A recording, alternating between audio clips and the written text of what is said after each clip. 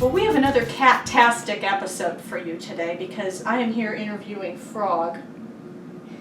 Well, and Frog's mommy, Jaetta Ferguson. This is a follow-up. It's several weeks by now, we interviewed Barbara Wills at Cats Haven.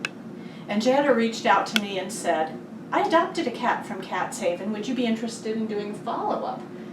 And I thought, absolutely, fantastic. So, what I would like to know, how long have you had Frog? I have had Frog since he was 4 months old, so it's been going on in about 4 years now. Okay, it's been a while. It's been a while, and but I adopted him when he was 4 months old out of Cats Haven. Knew I was going to get him when he was about 2 months old. But Cats Haven is very cautious when they let their cats go out, just to make sure that there's not going to be some complication to their neuter or anything, because he does have a disability. Now, is this your first disabled cat? It is my very first disabled cat. And he has, this is a very long, complicated name, but it is cerebellar hydroplasia. And basically what it is, in so many terms, he wiggle wobbles. He doesn't have it as severe. His is very mild compared to some of the ones that are at Cats Haven that you guys seen when you guys was there. But his is very mild. His comes more out in his leaping abilities. Oh. It's all full force ahead with his leaping abilities. That's why it's called Frog. That's why he's got this cute little name Frog. See, that was going to be the next question. I was going to ask how we got that name Frog and a kitty cat. Well, you are a cute little thing. So, what made you pick Cats Haven? Where did you first heard about Cats Haven, actually? Well, I've actually been friends with Barbara Wills for a long, long time. I actually met her at a cat show down in Indy. They used to bring some of their cats in to get adopted down there. And we met through cat shows. I was actually shown another cat that I have named Flash, which was my own personal pet. Didn't come from Cats Haven, but that's how me and Barb became friends. Okay. And Flash basically just turned 11, so I would say me and Barb's probably been friends at least, I would say 9 years, maybe. But I've always dreamed of having a cat from Cats Haven. It's just one of those things. And in reality, at the time when I went to go get him adopted, I really didn't need another cat. And but the real truth behind it, I hummed around, and I thought, okay, do I need to go down there to look at this cat? Do I really want to go look at this cat? And so I finally did. I finally went and basically got there in the nick of time with them closing, and she handed him to me, and he just melted in my arms. And I was like... So he adopted you, basically. Yeah. I wasn't really looking for another tabby. Nothing against tabbies, but... I just wasn't really looking for another tabby, but he just kind of fell in my arms, and well, he is a sweetie because he's just warmed up to me too. And he just absolutely fell in love with me. I fell in love with him. The hard part was waiting another 2 months. Oh. But like I said, they are very cautious. They don't want to get people's hopes up and send them home when if there would be any kind of complications with them, because you just never know with a disabled cat. You know, unfortunately, you just don't know the unknown there. But well, most of the time, they come out okay, but you just never know. And so Barbara they're very said cautious. that they're very cautious about who they let adopt, Yes. and that they actually, it's a very rare thing that somebody is allowed to adopt from there. And so I was going to say, I was going to say, but you've known her for so long, was there still a process to go through specifically? Like? Not really, but yeah, they are very cautious about who's going to adopt their animals. They got to make sure it's the right home. Got to make sure that these animals are going to stay in this home and not be passed around from home to home. I mean, you know, of course they've got that policy where if you would have to give them up, they would go back to Cats Haven, which I'm not giving him up. I'll do everything I can in my power to keep him until, you know, he gets called home or whatever. But he is turned out to be a great therapy cat. But when I heard the statistic that I think only about 3% of all the cats they ever come in there gets adopted out, I was like, wow. So that was, pretty amazing. That's a very low statistic, but that just tells you that that's where their heart and stuff is, and they just got to make sure it's the right home. I know there's been some of them that they've had up for adoption, and then they've had to pull them back because they've had some kind of complication, and they just don't feel right to adopt some of these out to homes because it takes a very special home for some of these. But like I said, his case is very mild, and I think that's why he's was able to be adopted out. Is there anything special that you need to do for him on a day-to-day basis? No, Because of that? no, he is as normal as any other cat, except he just wobbles a little funny, and then his leap. He doesn't jump and leap like a normal cat. I mean, he gets where he needs to go. He doesn't know he's different. That's the main thing, is he doesn't know he's different. He doesn't know that he does something different than the rest of the cats and stuff. So. All right. So how does he get along with the other cats here? I see. Basically, Kitty cat here, kitty cat there. It's a Cat's Haven hero. Yeah, it's almost a Cat's Haven here. It is. I actually lived with my son, and stuff, and so I basically have a total of 4 cats. The cats that you kind of see around us is my son's cats, but he gets along fairly well and everything. I mean, I think with the numbers that we have here, I think we all do really well and everything. So, but he's. Like I said, he's usually pretty good. This is how he is.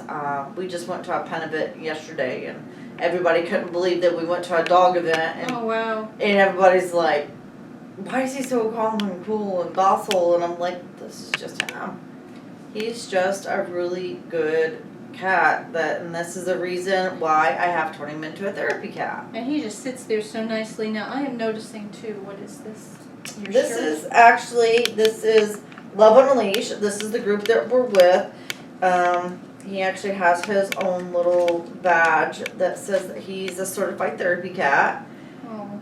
And so this is his little badge. And we basically go and we visit people and bring them comfort and joy. And Okay.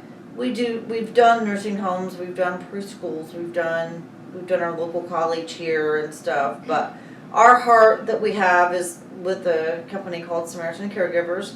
We've got a couple people that we go visit on a regular basis every month and go visit them, and basically this is what he does. I will hand him to them and he will sit on their lap for an hour. We just visit one of our ladies last Thursday, and this is exactly what he did. He will just sit on their lap and they get a kick out of it that he'll sit there and let them cuddle him and love on him and do whatever he wants and everything else. But he's kind of become a little spokeskitty for Cat's Haven, basically. Oh. Just to kind of prove that just because your cat's disabled, it doesn't mean that your cat can't do something. And Barb had a very good eye about him becoming a therapy cat. Some of the other things that most people don't realize, when they come out of Cat's Haven, they will clip their ear. And that's because of the fact that most of the cats that they get there is because they're feral. But she knew that he was going to become a therapy cat, and she didn't want a lot of people to question, why does his ear look funny?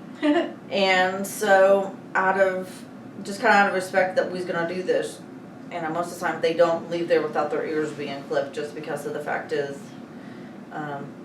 they were born feral and stuff like that, and they want to make sure that if they got out that they know. So, but like I said, he's just very special. Now, is this blanket just because it makes him more comfortable? I was It curious is. about that. It is. He is almost like a Linus. He probably could have been called Linus. He loves his blankets. This is his comfort zone. And it's just easier to kind of pass him off to somebody, and he's not. The blanket's familiar. Yep. That's what I was wondering on that. Okay. Yep. Blanket is very familiar and everything else, and this is just his favorite thing. Okay, so with Love on a Leash, is that an organization, a larger organization, I guess? It is. It is basically. It is based out of California, and they have chapters all over the United States, basically, and stuff. And so we just kind of do our own thing, and there are not very many certified therapy cats. We are proving to this world kind of 2 things. One, that cats can be therapy animals. They can do this. They can be calm and cool and collected.